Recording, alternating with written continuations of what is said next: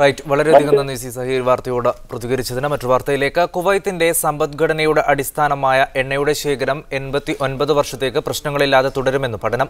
ലോകത്തെ വിവിധ രാജ്യങ്ങളുടെ സാമ്പത്തിക സുസ്ഥിരതയുമായി ബന്ധപ്പെട്ട അന്താരാഷ്ട്ര ഏജൻസി നടത്തിയ പഠന റിപ്പോർട്ടിലാണ് ഇക്കാര്യം വ്യക്തമാക്കുന്നത്. സാമ്പത്തിക വളർച്ചയുടെയും ധനസമാഹരണത്തിന്റെയും കാര്യത്തിൽ രാജ്യം മുന്നേറിക്കൊണ്ടിരിക്കുകയാണ്.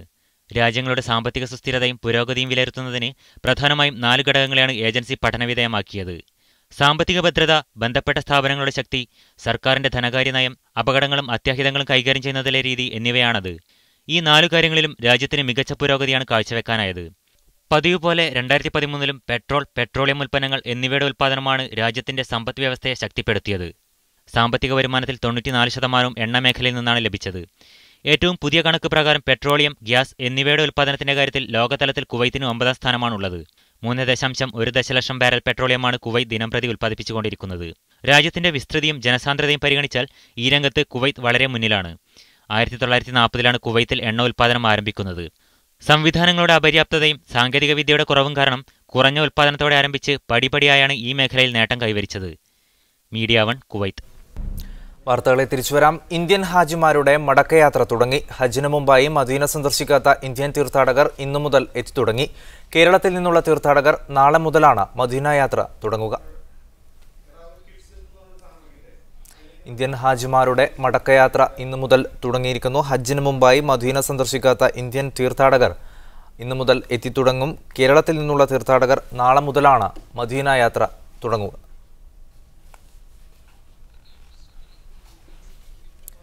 വാർത്തയിലേക്ക്. അബുദാബിയിൽ LKG വിദ്യാർത്ഥിനി സ്കൂൾ ബസ്സിൽ ശ്വാസം മുട്ടി മരിച്ച സംഭവത്തിൽ അറസ്റ്റുമായി ബന്ധപ്പെട്ട വാർത്തകൾ UAE ഭരണകൂടം നിരോധിച്ചു. ഇത്തരം സംഭവങ്ങൾ വ്യാപകമായ സാഹചര്യത്തിലാണ് ഭരണകൂടത്തിന്റെ നടപടി. ഷിനോജ് ഷംസുദ്ദീനുണ്ട് കൂടുതൽ വിവരങ്ങളുമായി. ഷിനോജ്, ഏത് സാഹചര്യത്തിലാണ് ഭരണകൂടത്തിന്റെ ഭാഗത്ത് നിന്ന് ഇത്തരത്തിലുള്ള ഒരു നടപടി ഉണ്ടായത്? സായികുമാർ,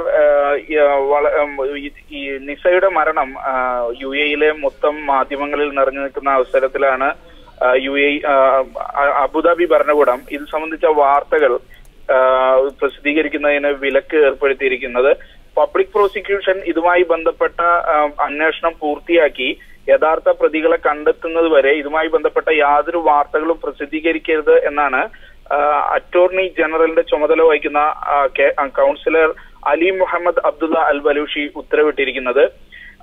അതുമാത്രമല്ല, മുഖ്യധാരാ മാധ്യമങ്ങൾ മാത്രമല്ല, സോഷ്യൽ മീഡിയയിൽ ഇതുമായി ബന്ധപ്പെട്ട വാദികളോ പ്രതികളോ ഈ കുട്ടികളുമായി ബന്ധമുള്ളവരുടെ ബന്ധുക്കളോ അല്ലെങ്കിൽ ഇവരുടെ പേരൻസോ യാതൊരുവിധ കമന്റും സോഷ്യൽ മീഡിയയിലും കൊടുക്കാൻ പാടില്ല എന്നാണ് ഉത്തരവിൽ പറയുന്നത്. അതിന്റെ തുടർന്ന് നേരത്തെ ഇതുമായി ബന്ധപ്പെട്ട് നടന്ന അറസ്റ്റിന്റെ വാർത്ത പോലീസ് അധികാരികൾ പോലും പിൻവലിച്ചിരിക്കുകയാണ്. സായികുമാർ. റൈറ്റ്, അബുദാബിയിൽ KG വിദ്യാർത്ഥിനി സ്കൂളിൽ ശ്വാസം മുട്ടി മരിച്ച സംഭവത്തിൽ അറസ്റ്റുമായി ബന്ധപ്പെട്ട വാർത്തകൾ പ്രസിദ്ധീകരിക്കരുത് എന്ന മാധ്യമങ്ങൾക്ക് അറിയിപ്പ് ലഭിച്ചിരിക്കുന്നു. ഷിനോജ് ഷംസുദ്ദീനാണ് വിവരങ്ങൾ നൽകിയത്. സാഹിത്യ നൊബേൽ പുരസ്കാരം ഫ്രഞ്ച് നോവലിസ്റ്റായ പാട്രിക് മോദിയാനോയ്ക്ക്. ചരിത്രവും സ്വത്വബോധവും ഇടകലരുന്ന രചനാ ഭൂമികയാണ് മോദിയാനോയുടേതെന്ന് സ്വീഡിഷ് അക്കാദമി വിലയിരുത്തി. ഇത്തവണയും വാതുവയ്പ് സൈറ്റുകളുടെ പ്രവചനങ്ങൾ പരാജയപ്പെടുത്തിയ പ്രഖ്യാപനമാണ് ഉണ്ടായത്. The Nobel Prize in Literature for the year 2014 is awarded to the French author Patrick Modiano.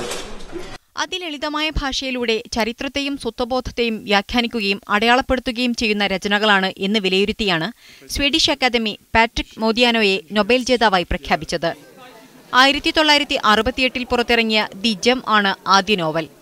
Night rounds എന്ന രണ്ടാം നോവൽ ഇംഗ്ലീഷിൽ വിവർത്തനം ചെയ്യപ്പെട്ടുവെങ്കിലും ഫ്രാൻസിന് പുറത്ത് വലിയ തോതിൽ വായിക്കപ്പെട്ടയാളല്ല 69-കാരനായ മോദിയാനോ.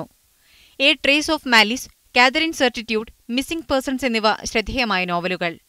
2 നോവലുകൾ സിനിമയാക്കിയിട്ടുണ്ട്. പ്രശസ്ത സംവിധായകൻ ലൂയി മാളിൻ ഉൾപ്പെടെ തിരക്കഥകൾ എഴുതിയിട്ടുണ്ട്. ഇംഗ്ലീഷിൽ തന്നെ രചിക്കപ്പെട്ട 2 ചെറു നോവലുകളും അദ്ദേഹത്തിന്റേതായിട്ടുണ്ട്. 1945 ഫ്രാൻസിലെ ബുലൻബിയോങ്കോയിലാണ് ജനനം. ഇറ്റാലിയൻ ജൂതവംശജനാണ് അച്ഛൻ. അമ്മ ബെൽജിയം സ്വദേശി. ഹരൂക്കി മുറാക്കാമി, എൻഗുഗീവ തിയോങ്കോ, ഫിലിപ്രോത്ത് എന്നിവരുടെ പേരുകളായിരുന്നു വാതുവയ്പ് സൈറ്റുകൾ പ്രഖ്യാപിച്ചിരുന്നത്. 7 കോടിയോളം ഇന്ത്യൻ രൂപയ്ക്ക് തുല്യമായ തുകയാണ് നൊബേൽ പുരസ്കാര തുകയായി പാട്രിക് മോദിയാനോവിന് ലഭിക്കുക. News desk media 1. ഫ്രഞ്ച് എഴുത്തുകാരിൽ ഏറ്റവും പ്രധാനിയാണ് പാട്രിക് മൊദിയാനോ എന്ന കാലിക്കറ്റ് സർവകലാശാല ഇംഗ്ലീഷ് വിഭാഗം പ്രൊഫസർ ഡോക്ടർ കെ.എം. നാരായണൻ പറഞ്ഞു. ഭൂതകാലവും ചരിത്രവും ഓർമ്മകളുമാണ് അദ്ദേഹത്തിന്റെ കൃതികളിൽ പ്രധാനമായി ഉള്ളതെന്നും അദ്ദേഹം പറഞ്ഞു. പാട്രിക് മൊദിയാനോ ഒരുപക്ഷെ ഇന്ന് ഫ്രഞ്ച് എഴുത്തുകാരിൽ ഏറ്റവും പ്രശസ്തനായ ഒരു വ്യക്തിയാണ് എന്ന് പറയാൻ കഴിയും.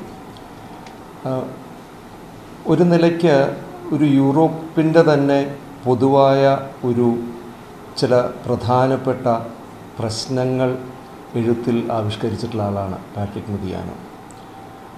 രണ്ടാം ലോക മഹായുദ്ധത്തിന് തൊട്ട് പിന്നാലെ ഫ്രാൻസിൽ പാരീസിൽ ജന്മം കൊണ്ട മൊദിയാനോ പ്രധാനമായും അദ്ദേഹത്തിൻ്റെ കൃതികളിൽ ഭൂതകാലമാണ് ഏറ്റവും ശ്രദ്ധേയമായ ഇതിവൃത്തമായിട്ട് വരുന്നത്.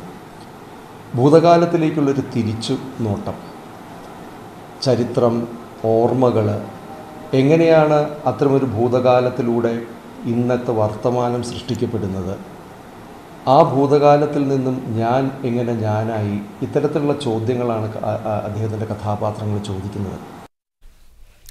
ഖത്തറിൽ നിർമ്മാണ പ്രവൃത്തികളിൽ ഈ വർഷം വൻ വർധന രേഖപ്പെടുത്തി. $30 ബില്യൺ നിർമ്മാണ പ്രവൃത്തികൾ കൂടി ഈ വർഷം പുതുതായി കരാർ നൽകിയേക്കും. $22.5 ബില്യൺ പ്രവൃത്തികളാണ് ഇതിനകം നടന്നത്. ഖത്തറിന്റെ ചരിത്രത്തിലെ ഏറ്റവും വിപുലമായ നിർമ്മാണ പ്രവൃത്തികളാണ് രാജ്യത്ത് ഇപ്പോൾ നടന്നുവരുന്നത്. 2022 ലോകകപ്പ് ഫുട്ബോൾ മുന്നിൽ കണ്ടുകൊണ്ട് നടക്കുന്ന കരാർ ജോലികളും വിഷൻ 2030ന്റെ ഭാഗമായുള്ള വൻകിട നിർമ്മാണ പ്രവൃത്തികളുമാണ് രാജ്യത്തിന്റെ മുഖച്ഛായ മാറ്റാനൊരുങ്ങുന്നത്. അതോടൊപ്പമാണ് രാജ്യത്തിന്റെ ചരിത്രത്തിലെ ഏറ്റവും വലിയ നിർമ്മാണ പ്രവൃത്തികളുടെ കരാർ ഈ വർഷം ഒപ്പിടാനിരിക്കുന്നത്. ഈ വർഷം സെപ്റ്റംബർ വരെ $22.5 ബില്യൺ നിർമ്മാണ പ്രവൃത്തികൾക്കുള്ള കരാറുകൾ നൽകിക്കഴിഞ്ഞു. ദോഹ മെട്രോ നിർമ്മാണം, ലുസൈൽ ലൈറ്റ് റെയിൽവേ, ട്രക്ക് റോഡുകൾ, ഹൈവേകൾ എന്നിവയ്ക്കുള്ള കരാറുകളാണ് ഇതിനകം നൽകിയത്. കഴിഞ്ഞ വർഷം ആകെ $22.3 ബില്യൺ നിർമ്മാണ പ്രവൃത്തികളായിരുന്നു രാജ്യത്ത് നടന്നത്. വരും മാസങ്ങളിൽ നൽകാനിരിക്കുന്ന കരാറുകൾ കൂടി പരിഗണിച്ചാൽ നിർമ്മാണ രംഗത്തെ വൻ കുതിപ്പ് തന്നെ രേഖപ്പെടുത്തും. ഇതിന്റെ ഭാഗമായി വരും വർഷങ്ങളിൽ രാജ്യത്ത് പ്രവാസി തൊഴിലാളികളുടെ എണ്ണത്തിലും വൻ വർധനയാണ് രേഖപ്പെടുത്തുക. Mujeeb Rahman, media 1, Doha. ഈ വർഷത്തെ വുമൺ ടുഗദർ അവാർഡിന് Qatar museums chairperson Sheikha മയാസ ബിൻതു Hamad Al ഥാനി അർഹയായി. കലാ സാംസ്കാരിക രംഗത്ത് ഷെയ്ഖ മയാസ ബിൻതു നൽകിയ മികച്ച സംഭാവനകൾ പരിഗണിച്ചാണ് അവാർഡ്. ഐക്യരാഷ്ട്രസഭയുമായി സഹകരിച്ച് പ്രവർത്തിക്കുന്ന വുമൻ ടുഗദറാണ് ഈ വർഷത്തെ അവാർഡിനായി ഷെയ്ഖ മയാസ ബിൻത് ഹമദ് അൽ ഥാനിയെ തെരഞ്ഞെടുത്തത്. ഖത്തർ മ്യൂസിയം അതോറിറ്റി ചെയർപേഴ്സൺ കൂടിയായ അവർ കലാ സാംസ്കാരിക രംഗത്തെ സജീവ സാന്നിധ്യമാണ്. ഖത്തറിന്റെ കലാ സാംസ്കാരിക രംഗത്ത് ഏറെ സംഭാവനകൾ അർപ്പിച്ച ഷെയ്ഖ മയാസ ഇതിനകം തന്നെ ആഗോളതലത്തിൽ ശ്രദ്ധിക്കപ്പെട്ടിട്ടുണ്ട്. കഴിഞ്ഞ ദിവസം ന്യൂയോർക്കിലെ UN ആസ്ഥാനത്ത് നടന്ന ചടങ്ങിൽ അവാർഡ് വിതരണം ചെയ്തു. UN-ലെ ഖത്തർ സ്ഥിരം പ്രതിനിധി Sheikha Alya Ahmed bin Saif Al ഥാനിയാണ് ഷെയ്ഖ മയാസക്ക് വേണ്ടി അവാർഡ് ഏറ്റുവാങ്ങിയത്. അറബ് വനിതകൾക്ക് എങ്ങനെ ഉന്നതമായ സ്ഥാനങ്ങളിൽ എത്തിപ്പെടാം എന്നതിന്റെ മികച്ച മാതൃകയാണ് ഷെയ്ഖ മയാസയെന്ന് അവാർഡ് ഏറ്റുവാങ്ങിയ ഷെയ്ഖ ആലിയ ന്യൂയോർക്കിൽ പറഞ്ഞു. Mujeeb Rahman, media 1, Doha. Harley Davidson വാഹന ഉടമകളുടെ കൂട്ടായ്മ സജീവമായ രാജ്യമാണ് ബഹ്റൈൻ. HOG അഥവാ ഹാർലി ഓണേഴ്സ് ഗ്രൂപ്പ് എന്ന കൂട്ടായ്മയുടെ ബഹ്റൈൻ ഘടകം അടുത്ത വാരാന്ത്യത്തിൽ രാജ്യത്ത് വിപുലമായ വാർഷിക റാലി സംഘടിപ്പിക്കാനുള്ള ഒരുക്കത്തിലാണ്. ബഹ്റൈൻ നഗരങ്ങളിലെ പൊതുനിരത്തുകളിലൂടെ സ്ഥിരമായി സവാരി നടത്തുന്ന ഹാർലി ഡേവിഡ്സൺ ഇരുചക്രവാഹന ഉടമകളുടെ സംഘമാണിത്. ഫോർമുല 1 കാറോട്ട മത്സരങ്ങളിലൂടെ മധ്യപൗരസ്ത്യ ദേശത്തെ മോട്ടോർ സ്പോർട്സ് മത്സരങ്ങളുടെ കേന്ദ്രമായി മാറുന്ന ബഹ്റൈനിൽ ഹാർലി ഇരുചക്രവാഹനങ്ങളുടെ ഉടമകൾക്ക് വിപുലമായ കൂട്ടായ്മയുണ്ട്. ഒരേ വേഷം ധരിക്കുകയും പൊതുനിരത്തുകളിലൂടെ ഒരുമിച്ച് ചീറിപ്പായുകയും ചെയ്യുന്ന ഈ സംഘത്തിലെ അംഗങ്ങൾ രാജ്യത്ത് വ്യത്യസ്ത സ്ഥലങ്ങളിൽ സ്ഥിരമായി ഒത്തുകൂടുകയും വിവിധ മത്സരങ്ങൾ സംഘടിപ്പിക്കുകയും ചെയ്യുന്നു. തലയെടുപ്പുള്ള ഹാർലി വാഹനങ്ങളിൽ സംഘബോധത്തോടെ നീങ്ങുന്ന ഇവർ റോഡുകളിൽ പ്രവാസികളടക്കമുള്ള കാഴ്ചക്കാരിലെല്ലാം കൗതുകമുണർത്താറുണ്ട്. അടുത്ത വാരാന്ത്യ അവധി ദിനങ്ങളിൽ കൂറ്റൻ വാർഷിക റാലി സംഘടിപ്പിക്കുവാനുള്ള തയ്യാറെടുപ്പിലാണ് അന്താരാഷ്ട്ര തലത്തിൽ 1 മില്യൺ അംഗങ്ങളുള്ള ഹാർലി ഡേവിഡ്സൺ ഓണർ ഗ്രൂപ്പിന്റെ ബഹ്റൈൻ ഘടകം. റാലിയുടെ ഭാഗമായി ഒക്ടോബർ 16, 17 തീയതികളിൽ ബഹ്റൈൻ നിരത്തുകളിലുടനീളം ഹാർലി ഇരുചക്രവാഹനങ്ങൾ ഒഴുകിയെത്തും. മറ്റു GCC രാജ്യങ്ങളിൽ നിന്നടക്കമുള്ള മോട്ടോർ സ്പോർട്സ് ആരാധകർ റാലി കാണാനെത്തുമെന്നാണ് സംഘാടകർ പ്രതീക്ഷിക്കുന്നത്. Siraj Pallikkara, media 1, Bahrain. ദൈദിൽ വീട്ടുജോലിക്കാരിയെ പീഡിപ്പിച്ച ബംഗ്ലാദേശ് സ്വദേശിയെ ഷാർജ പോലീസ് പിടികൂടി. യുവതിയുടെ പരാതിയെ തുടർന്ന് സംഭവസ്ഥലത്തെത്തിയ പോലീസ് പ്രതിയെക്കുറിച്ചുള്ള സൂചനകൾ മനസ്സിലാക്കിയെ തുടർന്ന് നടത്തിയ അന്വേഷണത്തിൽ പ്രതിയെ പിടികൂടുകയായിരുന്നു. ഇയാളെ കോടതിയിൽ ഹാജരാക്കി. വാർത്തകളെ തിരിച്ചുവരാം. കാലിക്കറ്റ് VC ഡോക്ടർ അബ്ദുൽ സലാമിന്റെ ഔദ്യോഗിക വസതി SFI ഉപരോധിച്ചു. ഹോസ്റ്റലിന്റെ ശോചനീയാവസ്ഥ പരിഹരിക്കണമെന്നാവശ്യപ്പെട്ടായിരുന്നു ഉപരോധം. VC പോലീസ് സഹായം അഭ്യർത്ഥിച്ചിട്ടും ലഭിച്ചില്ല. സർവകലാശാല ഭരണകാര്യാലയവും ഉപരോധത്തിലാണ്. സർവകലാശാല രജിസ്ട്രാർ ഇപ്പോഴും ഓഫീസിൽ കുടുങ്ങിക്കിടക്കുകയാണ്. യൂണിവേഴ്സിറ്റിയിലെ നിരന്തരമായ സമരം യൂണിവേഴ്സിറ്റിയുടെ പ്രവർത്തനങ്ങളെ ബാധിക്കുന്നുവെന്ന് കാലിക്കറ്റ് VC അബ്ദുൽ സലാം. ജീവിക്കാൻ കഴിയാത്ത അവസ്ഥയാണ് സർവകലാശാലയിലുള്ളതെന്നും അബ്ദുൽ സലാം മീഡിയ വണ്ണിനോട് പറഞ്ഞു.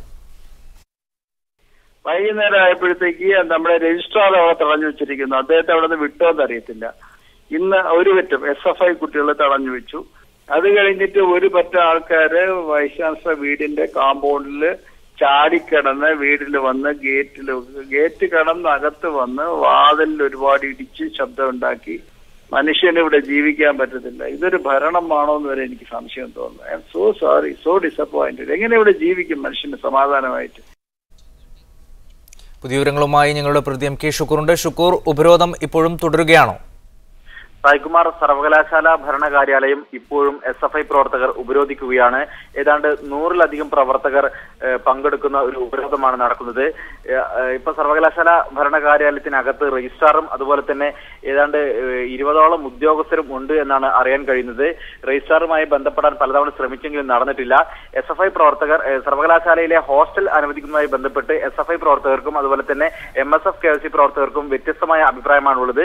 ഈ വിഷയത്തിൽ വൈസ് ചാൻസലർ എടുത്ത ഒരു തീരുമാനം അംഗീകരിക്കാൻ കഴിയില്ല എന്നൊരു നിലപാടിലാണ് SFI ഉള്ളത്. എന്തായാലും ഉപരോധം രാത്രി വൈകിയും തുടരുകയാണ്. പോലീസ് സഹായം നേരത്തെ തന്നെ ആവശ്യപ്പെട്ടിരുന്നു എന്നാണ് അറിയാൻ കഴിഞ്ഞത്. ഇപ്പോൾ സ്ഥലത്ത് പോലീസ് എത്തിയിട്ടുണ്ടോ?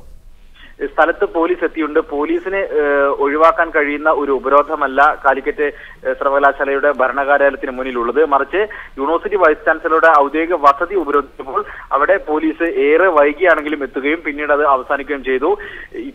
ഇപ്പോഴും ഉപരോധം നടക്കുന്നത് ഭരണകാര്യാലയത്തിന് മുന്നിലാണ്. അവിടെ പക്ഷേ പോലീസിന് നിയന്ത്രിക്കാവുന്നതല്ല കാര്യങ്ങൾ. വലിയ തോതിലുള്ള പോലീസ് എത്തിയാൽ മാത്രമേ ഉപരോധം അവസാനിപ്പിക്കാൻ കഴിയൂ. കാലിക്കറ്റ് സർവകലാശാലയുടെ ഭരണകാര്യാലയം ഇപ്പോൾ SFI പ്രവർത്തകർ ഉപരോധിക്കുകയാണ്. MK ഷുക്കൂറാണ് വിവരങ്ങൾ നൽകിയത്. മാസങ്ങളായി ദമാമിലെ നാടുകടത്തൽ കേന്ദ്രത്തിൽ കഴിഞ്ഞ 8 മലയാളികൾ ഉൾപ്പെടെയുള്ള 60ഓളം ഇന്ത്യൻ തടവുകാരെ മോചിപ്പിച്ചു. കഴിഞ്ഞ ദിവസം രാത്രി വരെ മുംബൈയിലേക്കുള്ള സൗദി എയർലൈൻസ് വിമാനത്തിൽ നാട്ടിലേക്ക് അയച്ചു. 4 മാസത്തിലധികമായി തടവിൽ കഴിയുന്നവർ മുതൽ ആഴ്ചകൾക്ക് മുൻപ് പിടികൂടിയവർ വരെ മോചിതരായവരിലുണ്ട്. കഴിഞ്ഞ 2 ആഴ്ചകളായി എംബസി ഔട്ട്പാസ് നൽകിയവരിൽ നിന്ന് നടപടിക്രമങ്ങൾ പൂർത്തിയായവരെയാണ് മോചിപ്പിച്ചത്. നിത്താക്കാത്ത കാലാവധിക്ക് ശേഷം ഇത്രയേറെ ആളുകളെ ഒന്നിച്ച് നാട്ടിലയക്കുന്നത് ഇപ്പോഴാണ്. തൊഴിൽ നിയമലംഘനങ്ങളുടെ പേരിൽ പിടികൂടിയവരാണ് മോചിതരായവർ.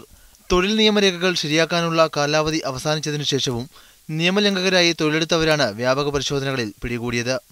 സ്പോൺസറുടെ പേരിലല്ലാതെ ജോലി ചെയ്തതിന്റെ പേരിൽ പിടികൂടിയവരും ഇക്കൂട്ടത്തിലുണ്ട്. ഇത്തരത്തിൽ പിടികൂടിയവരിൽ സ്പോൺസർ ഉത്തരവാദിത്തം ഏറ്റെടുക്കാൻ തയ്യാറാകാതിരുന്നവരെയാണ് നാട്ടിലയച്ചത്. ഹൗസ് ഡ്രൈവർ വിസയിലെത്തി മറ്റു ജോലികളിൽ ഏർപ്പെട്ടവരും പിടികൂടിയിരുന്നു. തിരിച്ചറിയൽ രേഖയില്ലാത്തതിനാൽ ഔട്ട്പാസ് ലഭിക്കാതെ 2 ഇന്ത്യക്കാർ 4 മാസത്തിലധികമായി ദമാമിലെ നാടുകടത്തൽ കേന്ദ്രത്തിൽ കഴിയുന്നുണ്ട്. ഇതിൽ ആന്ധ്ര സ്വദേശിയുടെ നാട്ടിൽ നിന്ന് റേഷൻ കാർഡിന്റെ പകർപ്പ് നൽകിയെങ്കിലും എംബസി പരിഗണിച്ചില്ല. പാസ്പോർട്ട് നമ്പർ ലഭ്യമായാൽ മാത്രമേ ഇപ്പോൾ EC വിതരണം ചെയ്യുകയുള്ളൂ. പാസ്പോർട്ട് പകർപ്പ് ഇല്ലാത്തവരുടെ ജില്ലാ പോലീസ് സൂപ്രണ്ടിനെ വിവരമറിയിക്കുകയും അവരുടെ അന്വേഷണ റിപ്പോർട്ട് ലഭിക്കുകയും ചെയ്താൽ മാത്രമേ ഇവർക്ക് EC വിതരണം ചെയ്യുകയുള്ളൂ. സാജിദ് ആറാട്ടുപുഴ, മീഡിയ 1.